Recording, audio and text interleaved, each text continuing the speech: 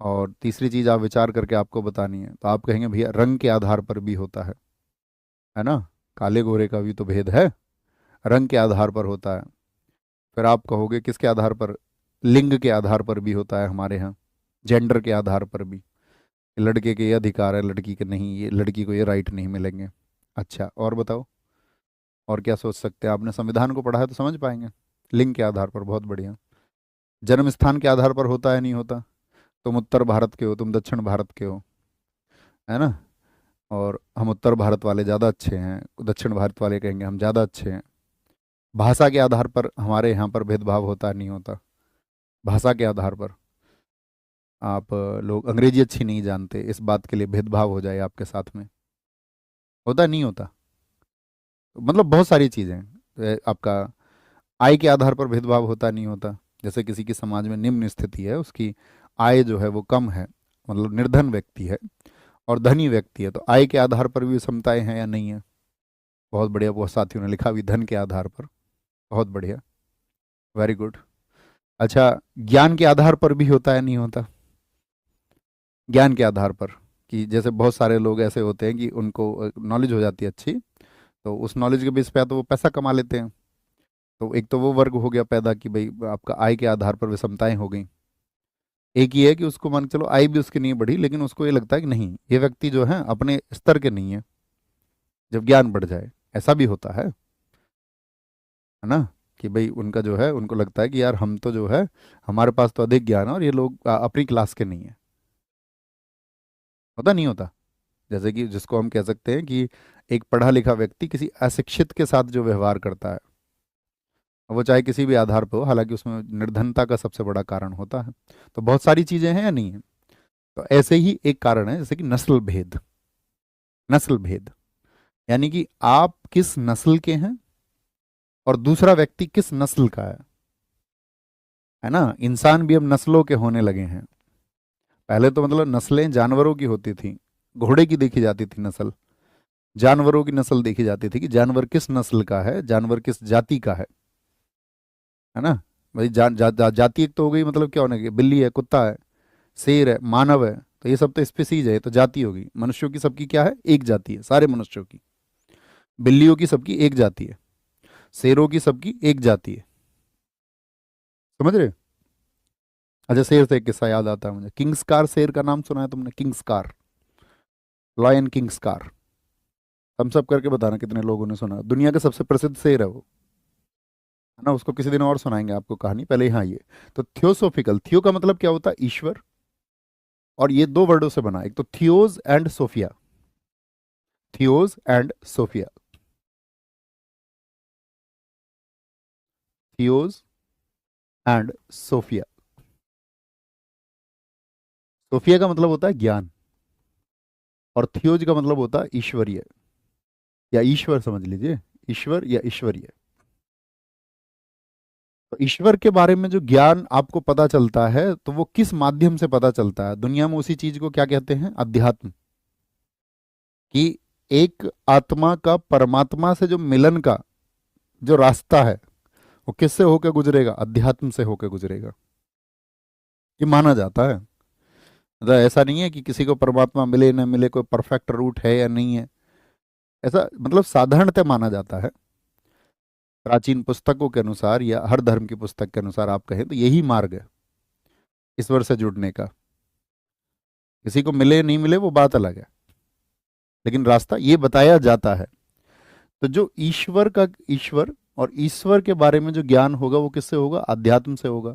तो उन्होंने ऐसी एक संस्था बनाई, आध्यात्मिक संस्था, कि एक तो हम हमारी संस्था जो होगी वो स्पिरिचुअल होगी, और दूसरे हमारी संस्था क्या काम करेगी, वो दुनिया में जो नस्ल भेद है, यानी कि जो आपका भेदभाव है, डिस्क्रिमिनेशन है, उसको दूर करने के लिए हम काम करेंगे। इसको दूर करने के लिए, नस्ल भेद को दूर करने के लिए हम नस्ल भेद को खत्म कर देंगे, और इसीलिए ये चला।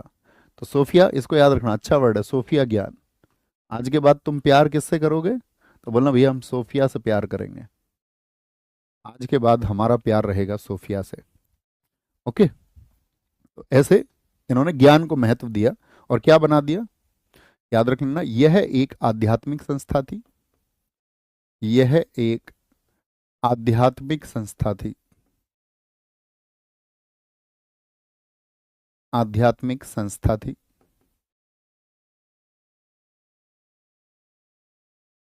It was a spiritual organisation. It was a, नस्ल भेद को दूर करने के लिए दो चीजें मैंने आपको बताई, नस्ल भेद को, to eliminate, to eliminate to eliminate the racial discrimination. और इसके जो संस्थापक थे वो दो व्यक्ति बने। पहले आपकी कौन, मैडम हेलेना ब्लाटावस्की। कहाँ की थी मैडम हेलेना, तो जानते वो बताएं। मैडम हेलेना ब्लाटावस्की, ब्लाटा हेडक्वार्टर लिखना। हेडक्वार्टर कहाँ पर हुआ करता था इसका, हेडक्वार्टर इसका जो बना वो बना 1875 में न्यूयॉर्क में। 1875, ये बहुत महत्वपूर्ण है, ज़्यादातर परीक्षाओं में यही पूछा जाता है सबसे ज़्यादा कि आपका जो थियोसॉफिकल सोसाइटी है उसका हेडक्वार्टर कहाँ पर था, तो हेडक्वार्टर कहाँ पर है, न्यूयॉर्क में। अब धीरे धीरे इन्होंने क्या किया, दुनिया में अपने उसको प्रचारित प्रसारित करना शुरू किया। प्रचारित प्रसारित करने के क्रम में ये भारत की तरफ भी बढ़े। ठीक है, तो भारत में ये सबसे पहले तो आए आपका कहाँ पर, बम्बई में। बम्बई में आते हैं। लेकिन परीक्षाओं में क्या ये पूछा जाए पहली शाखा कब खुली, तो हमेशा मद्रास को माना जाता है क्योंकि मुंबई वाला बहुत प्रसिद्ध नहीं हुआ। और ऐसे समझिए वो अस्थायी रूप से था। स्थायी रूप से जो खुला उनका 1882 में खुला। ठीक है, 3 वर्ष के बाद में। तो वो इनका प्रधान कार्यालय बना था आपका मद्रास में, अडियार के नज़दीक में। तो भारत में भी कार्यालय खोला। ठीक है, याद रख लेना इसको, कहीं किनारे पे आगे लिख लेना। 1879 में, 1879 में, 1879 में मुंबई में कार्यालय खोला। मुंबई में, आप कहोगे बिल्कुल कर रही थी। Opened A office in, Bombay होता था तो बॉम्बे कहें या मुंबई लिख लो, आप समझ जाएंगे, कोई दिक्कत नहीं है, मुंबई। और इसके बाद में 1882 में प्रधान कार्यालय ओपन्ड ए, क्या बोलेंगे इसको, ये अंतर्राष्ट्रीय मुख्यालय ही था ये, दरअसल में एक इंटरनेशनल हेडक्वार्टर था, इसको अंतर्राष्ट्रीय मुख्यालय लिखना। प्रधान कार्यालय की जगह इसको लिखिए, है ना। अंतर्राष्ट्रीय मुख्यालय चेन्नई में खोला। क्या बोलेंगे, opened A and Chennai. Chennai बोले तो इसको पुराना नाम क्या बोलते थे, इसको चेन्नई का पुराना नाम क्या था, मद्रास। तो हम ये भी कह सकते हैं कि आपका इसको मद्रास में जहाँ अडियार था, अडियार के निकट, कहाँ पर लिख लेना इसको, अडियार, नियर बाई अडियार था, अडियार के निकट। अडियार के निकट कहाँ पर आपका, चेन्नई को बोलेंगे मद्रास। पुराना नाम यही था इसका, ये हम आपको बता चुके हैं। अगली बात, अभी संस्था में सबसे इंपॉर्टेंट कौन है। 1889 में एनी बेसेंट, जिनको माता बसंत के नाम से हम हिंदुस्तान में जानते हैं, 1889 में। ठीक है, एनी बेसेंट ज्वाइंड इन 1889, 1889 में, 1889 में वो थियोसॉफिकल आंदोलन से जुड़ जाती हैं। अब ये ईसाई महिला थी, आयरिश थी, आयरलैंड की थी। और आप सबको पता होना चाहिए कि इन्होंने क्या किया था, हिंदू धर्म को स्वीकार कर लिया था। और इन्होंने ये बहुत एक स्टेटमेंट दिया था कि मुझे ये एहसास होता है कि आपका पूर्व जन्म में मैं हिंदू ही थी, और यहाँ आकर के जो हिंदू लोग थे उनके अधिकारों के लिए, कि भाई अंग्रेज किस तरह से उनको मैनिपुलेट कर रहे हैं या उनको किस तरह से ईसाइयत की तरफ से गलत तरीकों से बढ़ाना चाहते हैं, भारत की स्थितियाँ या आपका विषम परिस्थितियों का आपका लाभ उठा करके वो अपने ईसाइयत के प्रचार प्रसार में लगे हुए हैं। तो उस एक चीज़ के लिए वो लड़ गई और भारतीयों की समस्याओं को उन्होंने अपनी समस्या मान लिया और स्वयं को भारतीय मान लिया, और साथ में अपना धर्म जो है उन्होंने परिवर्तित करके खुद को हिंदू मान लिया। ठीक है, जब वो भारत आई तो शुरुआत में जब ये थियोसॉफिकल मूवमेंट से जुड़ी, उसके बाद में क्या बोलेंगे, यहाँ पर याद रख लेना, ये आई कब थी, तो ये आई थी आपका 4 वर्षों के बाद इंडिया में, 1893 में। 1893 में भारत आई, जब स्वामी विवेकानंद जी का स्पीच भी इसी ईयर में हुआ था, यस और नो। केम टू इंडिया,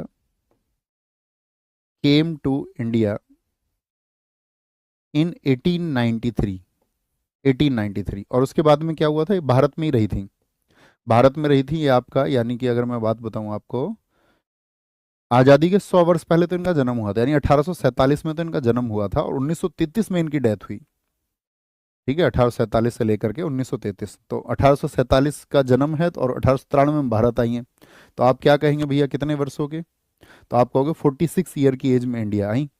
और फिर इसके बाद में 1933 में इनकी डेथ हुई है, 1933 में। तो यानी कि कितने वर्षों तक भारत में रही फिर बताओ?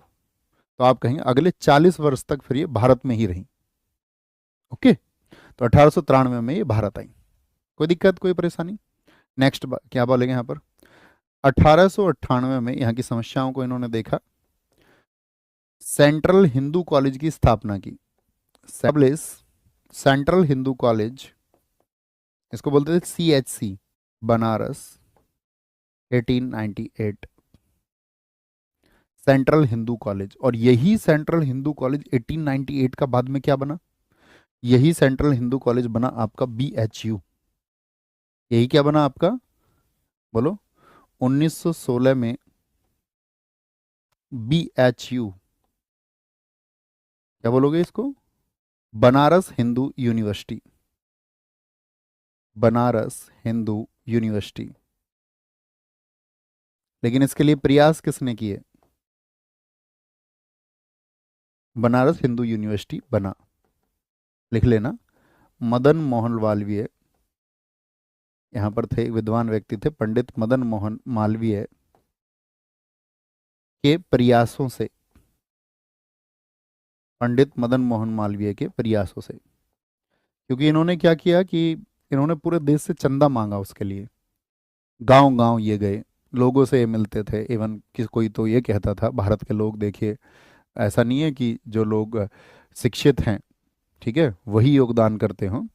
अशिक्षित व्यक्ति भी बहुत समझता है कि यार हमने अपनी ज़िंदगी में, जैसे आप देखते होंगे गाँव में, आप माता पिताओं को देखेंगे तो उनका जो एक परम लक्ष्य है, ऑब्जेक्टिव है अच्छे लोगों का, उनका ये है कि बस बच्चे पढ़ जाए, है ना। और वो एक दूसरे को भी यही कहते हैं कि भाई ज़िंदगी में कुछ नहीं है, बच्चों को पढ़ा लो और बच्चे कामयाब हो गए तो ठीक है, क्योंकि उनके पास में उतने अवसर नहीं है और वो चाहते हैं कि हमारी स्थिति बेहतर हो और हमारे जो कुछ चीज़ें हैं वो बच्चे उसको, मतलब उस तरह की चीज़ों में ना जिएं, उन अभावों में ना जिएं जो हमने महसूस किए हैं।